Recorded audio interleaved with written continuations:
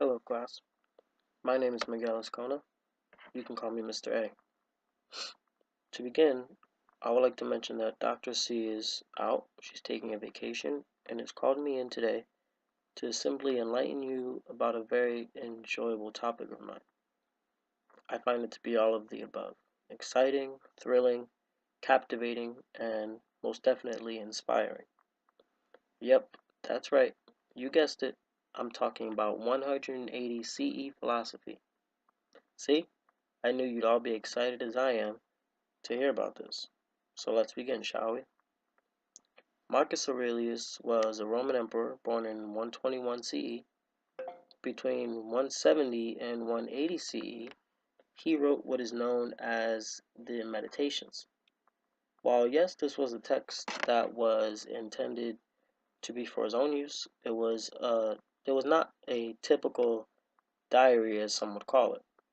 In fact, his writings have since been published and divided into not one, two, three, but 12 different books that all make up the Meditations.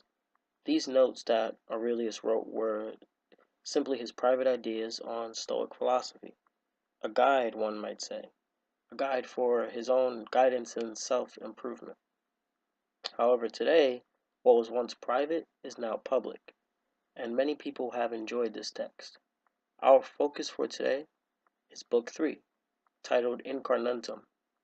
Carnuntum referring to the Roman fortress in Austria, in which one could assume Aurelius was occupying at the time that he wrote these books. Like all of the books in Aurelius's Meditations, Book 3 covers a range of topics.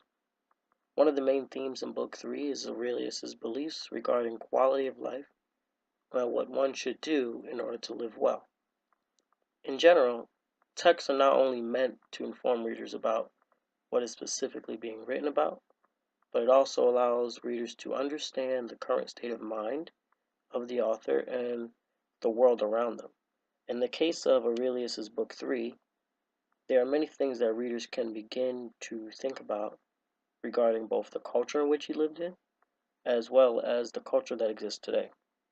In fact, in Book 3, Aurelius talks about ideas that are still expressed today. For example, he says things like life is short. Make use of the time given, divert yourself from distractions, and find your passion and purpose in life.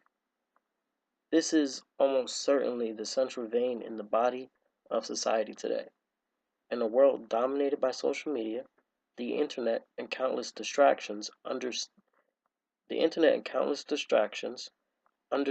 the essence of time and the length in which people have on earth is essential.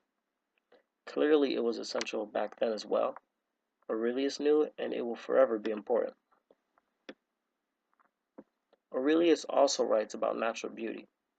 He identifies different factors in life in which are inherent, and that even those slightest things shouldn't be taken for granted.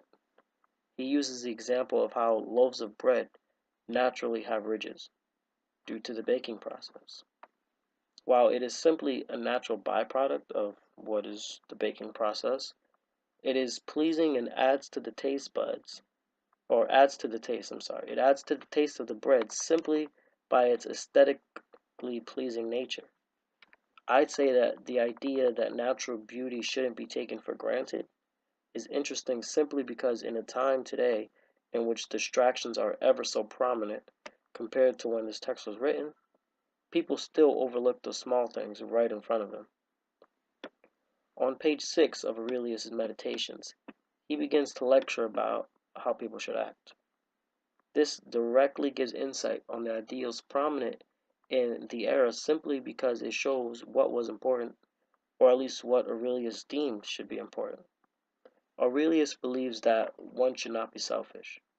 He also looks down upon unnecessary actions and words, in addition to being cheerful, without the need of others to make one cheerful. What stands out the most to be what stands out the most to be his culminating remarks on the subject. He says to stand up straight, not straightened. Keep in mind that Aurelius is writing all of this to himself. Therefore, he prioritizes being an independent, selfless, and focused person. This can mean one of two things regarding the society in his era. It can mean one, that he observed others whom behaved similar to these beliefs, and he admired them and inspired to be similar. Or two, that he was surrounded by those whom did not adopt these ideals, and therefore he thrived to be his own person, maybe even his idea of a better person than them. These ideas are evidence to support the fact that life back then compared to today isn't all that different. Yes, technology is now a factor in society, and the world is visually a different spectacle. The way our inherent minds work is quite similar. Humans are still primitive in terms of what it takes to be happy, or to live a happy life. Back when this text was written, a long life was considered to be when someone lived to be 50, at least. Today, the average life is over 70 years long, and the world still struggles with what's important.